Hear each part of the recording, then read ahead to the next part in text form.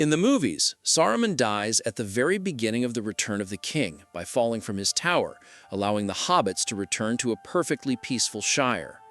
In the book, however, Saruman survives Isengard and secretly escapes to the Shire, turning it into a polluted, totalitarian wasteland. When the hobbits return, they find the war has followed them home and must use the leadership skills they forged on their journey to lead a hobbit rebellion and liberate their homeland. Saruman is ultimately killed right on Frodo's doorstep by Grima, showing that no home is truly safe from the scars of war. In the films, the Army of the Dead acts as an invincible green ghost wave that arrives at Pelennor Fields and effortlessly wipes out the entire Orc and Mumakil army in minutes. In the book, this army is completely non-physical and cannot actually harm anyone. Their only weapon is a supernatural, paralyzing terror. Aragorn uses this fear to scare away the Corsairs at the southern port and capture their ships, releasing the ghosts right after. The soldiers who actually sailed those ships to save Minas Tirith are not ghosts, but hundreds of flesh and blood mortal men from the southern fiefdoms of Gondor. The movie gives the impression that Frodo leaves the Shire almost immediately after Bilbo's birthday party, maintaining his youthful appearance throughout. In the book, a massive 17-year gap passes between Bilbo's departure and Frodo's flight. By the time Frodo finally sets out on his quest, he is 50 years old, the exact age Bilbo was in The Hobbit. This extended timeline highlights how slowly and insidiously the threat of Mordor grew, while transforming Frodo from a vulnerable young lad into a mature, deeply reflective, middle-aged hobbit. Peter Jackson completely cut Tom Bombadil from the films to maintain the narrative pacing and keep the threat of the ring absolute. In the book, Tom is an ancient, joyful being who is completely unaffected by the One Ring. He can see Frodo while invisible, and when he puts the ring on his own finger, nothing happens. From a cinematic standpoint, introducing a character who treats the ultimate evil like a cheap toy would ruin the dramatic tension, as the audience needs to feel that the ring is a deadly threat to everyone in Middle-earth. In the movie, Denethor is portrayed as a cruel, cowardly, and gluttonous ruler who has simply lost his mind to grief. The book offers a much more tragic and political reason for his descent into madness.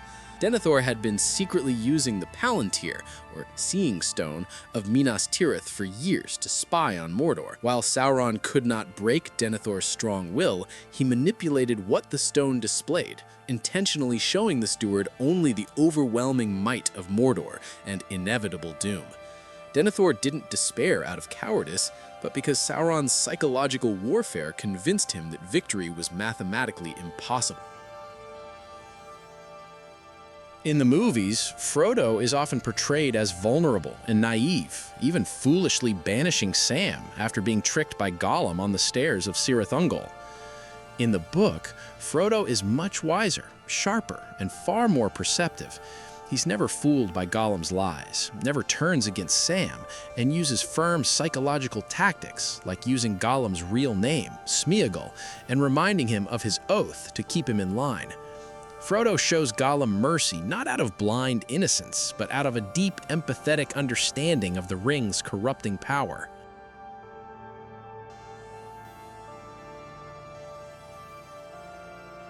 The movie focuses entirely on Aragorn single-handedly defending the hobbits from the Nazgul at Weathertop.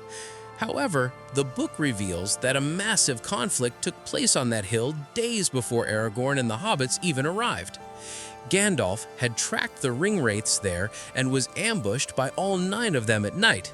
He fought them in a spectacular display of wizardry, flashing light and lightning that could be seen from miles away, which explains why the cap was scorched when Aragorn reached it.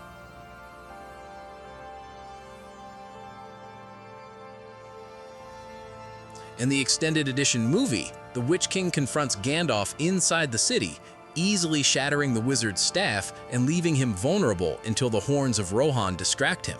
In Tolkien's text, their confrontation is a beautifully tense standoff at the broken gates of Minas Tirith. As the Witch King rides through the ruined gate, Gandalf stands alone on Shadowfax to bar his entry.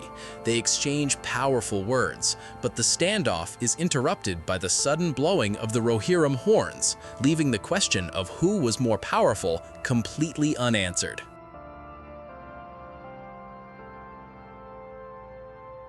Peter Jackson's movies gave the Balrog massive physical bat-like wings that visually dominated the screen in the minds of Moria. In Tolkien's writings, the existence of these wings is a famous linguistic debate. Tolkien wrote that the shadow around the creature reached out like two vast wings, and in the next paragraph used a metaphor stating its wings were spread from wall to wall. Most literary analysts agree that Tolkien was describing a shroud of darkness taking the shape of wings to intimidate its foes rather than actual limbs meant for flight.